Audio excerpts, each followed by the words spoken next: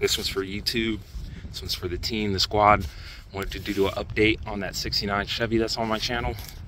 So basically I done got it home, and this is where it's at right now. So if you look at the previous video, it was all grayed out and whatnot. I went ahead and started sanding it down. This is all done by hand. Yep. So you can tell it's a different, well, obviously, two different blues, different bed. The bed's still in pretty good shape.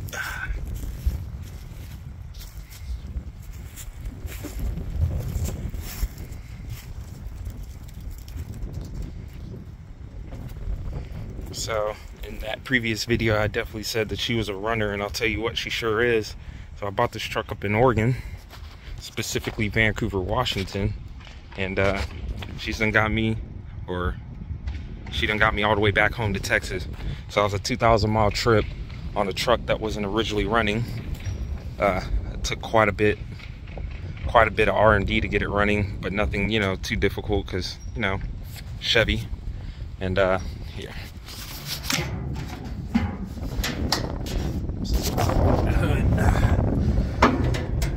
Same old 350 that was in the video, and the only difference is now I got the heater connected. I don't know if gives a damn or not. I'm gonna tell you right now that the smaller port for the heater that goes to the intake manifold, like so, goes on the bottom, and the big hose, the 3/4 hose, that's the return line. This one goes to straight to the water pump instead of the radiator. That one goes up top. See, when I had installed it, I had it upside down, and when I turned off the truck after a good drive, I could hear bubbling coming from the heater. And so, of course, after Googling some more, it turns out that it is supposed to be the outlet up top, the inlet at the bottom. That way, when water comes in, it pushes the air up and out. Whereas when it's inlet this way, when you shut it off, it's kind of hard to explain, but there's going to be a gap, and that's what that bubble is. It'll kind of like recede, and then in here will be straight air. And so yeah, flip that around literally the next morning after installing this thing, and tell you what, she blows hot. And yep, it came with ram horn exhaust on it instead of the stock normal logs or whatever. I wouldn't even know. I ain't never seen them. All I know about is these right here. Yeah, but other than that, she's a runner. Like, for real, 2,000 miles. I drove down to Los Angeles first, and then I drove from Los Angeles back here to Texas. And it was definitely a journey getting this thing running. Good old, what do you guys like to call it? Quadra jump? Shit. I don't know. I never had a Holly or an Edelbrock, and all I can say is this badass motherfucker right here does the deal.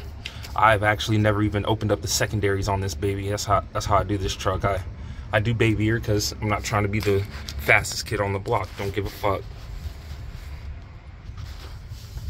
Let's see something. Let's see. So basically, when I had to get it running, it had rust from the carburetor all the way on back to the gas tank, and that's basically what had to happen. So I replaced every last thing that had to do with fuel system, save for the fuel pump itself. That fuel pump has been just a beast, but it was new when I bought the truck back last year in what was that, actually, October. And I confirmed that it was running at that time. And or was it last year? Yeah, 2021. Damn. And then once I had gotten that running, it had just the gas tank like you guys would see in that video. I had a little gas tank right here. Shot some fuel over here and had her running, chug-a-lugging, numbing. And then, yeah, I replaced the gas tank, did a whole bunch of other shit. Oh, it was the carb, it was the distributor, it was all that. I had to actually set this thing back and time it from the get-go. You know, piston 1 TDC on compression stroke. And then it came down here. Probably can't really see it. Oh, there it is. And I had that baby on 0 degrees, and when I first ever started her, she was overheating a little. And I didn't mess with nothing until I learned out the timing thing.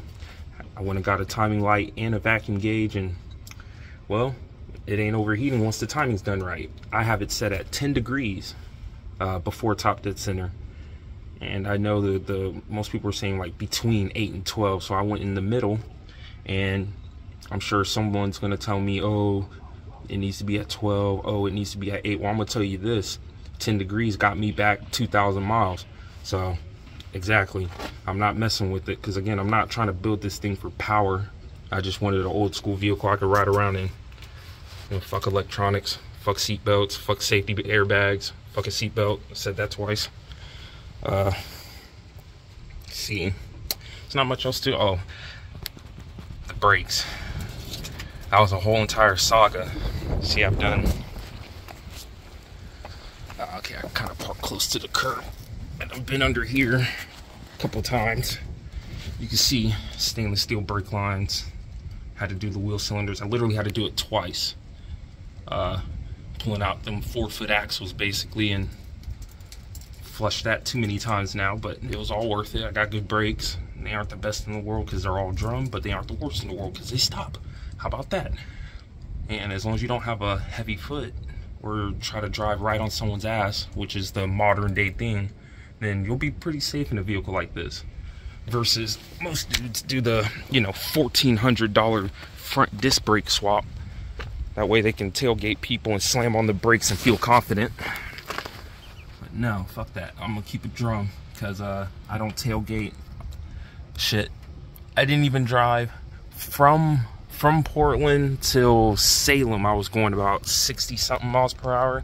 Heard this weird shearing noise. It turned out just to be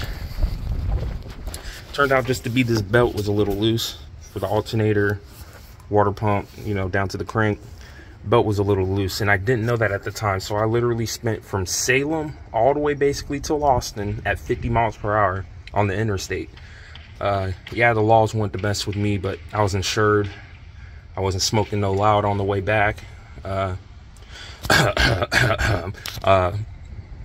and once I got here and actually tightened it up, I can go 60.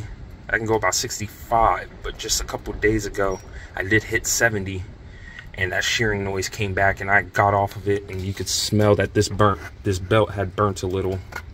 But yeah, it's whatever.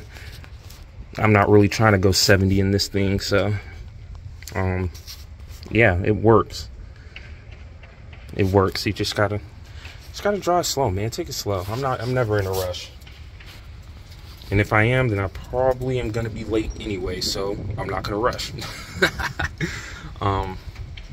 See, what else can I talk about real quick? Oh, the whole point though. Let's see, let's get in here real quick. The whole point though was see, I installed this. Now I know that's not original, and I kind of regret, you know, putting screws through it into this dash, but shit, I don't know. I kind of needed an RPM gauge. Now that I've driven this truck enough, I theoretically don't need it, but I love it because I know what my truck's doing at what RPM.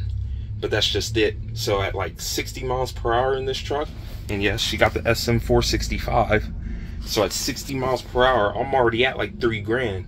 You try to hit 70 miles per hour, that shit's like 32, almost 33, maybe a little more. Shit, if I put it on the calculator, you'll see it. But like on a, you know, RPM speed calculator, all that, you'll see it. But long story short, this truck comes with 456. It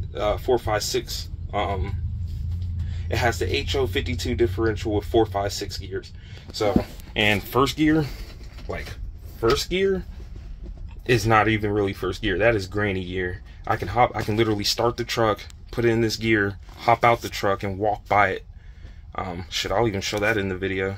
But yeah, so it's really starts from here, and then, you know, 3 more gears. And yeah, in 4th gear at 60 miles per hour, you're looking at 3 grand.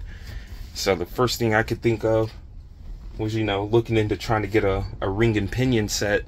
But long and behold, they don't really build ring and pinion sets for HO52s no more. So if I ever find one, it turns out they only made them as low as 4.1.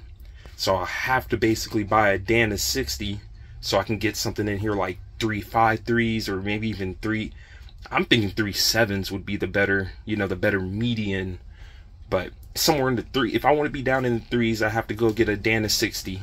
And I'm not, you know, 40, plus years old with a retirement under my belt or a real decent job. So that's not about to happen. Along with wanting to do a paint job on this thing, like, yeah. So I already know they're gonna want to, you know, rip this whole cab up, put a whole new floor, $40,000 later before the paint's even on it. So fuck them. I'll ride with my AC holes. Even though it's kind of cold down here in Tejas sometimes. Like, it did just recently get cold, but that heater is dumb. That's the only vent. My defroster isn't hooked up, so that's the only vent. And I bullshit you not, I was sweating in this truck. So yeah, I don't mind no AC holes. Let's see what else. Fuck that. There ain't no glove box, I'll tell you that right now. I don't know what really else to really point out. Show some shit over here. Yep. And then, like I said, down here, HO52 right there. And if there's any real big problems, so on my way between Portland and Salem, another reason I slowed down was because I gotta admit, it was like halfway in between or so that it just started running with some you know, with oomph to it, and I was like, damn, okay, something's different. Well, that's what happened. And the muffler,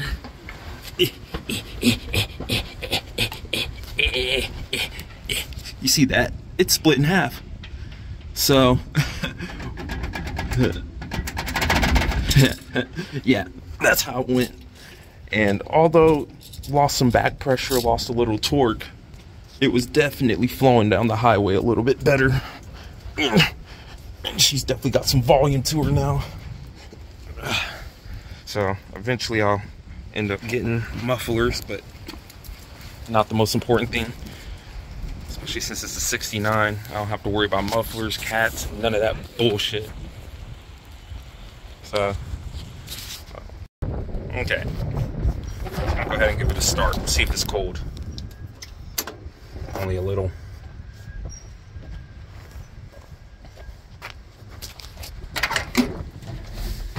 Yeah, let's see how cold she is. Make sure she's in neutral, because, you know, we don't have clutch safety switches in this mug. About right there. There you go.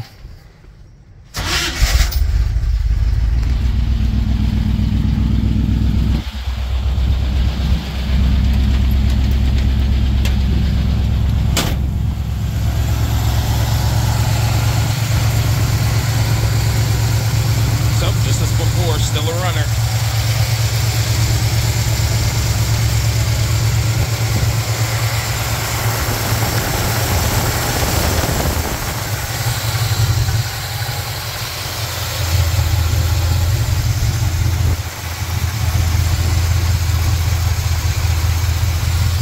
So this is what it is.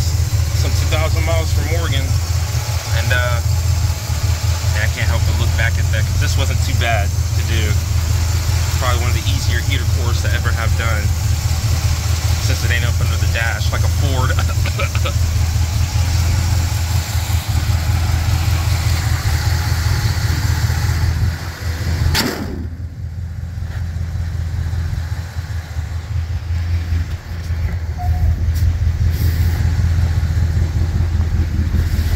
Yeah, so you can kind of hear it under there.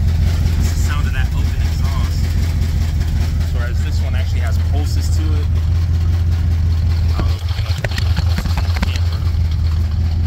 This one's a lot weaker. And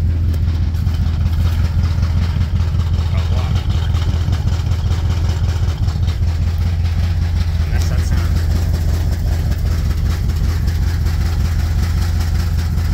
Oh, there it is. So yeah, that's it. 69 Chevy.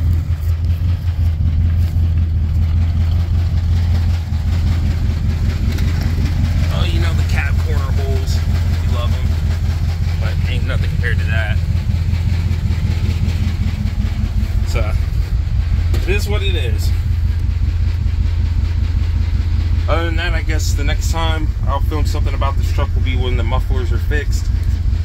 I've already done my tuning on it. She's idling just about, yeah, it's about 650.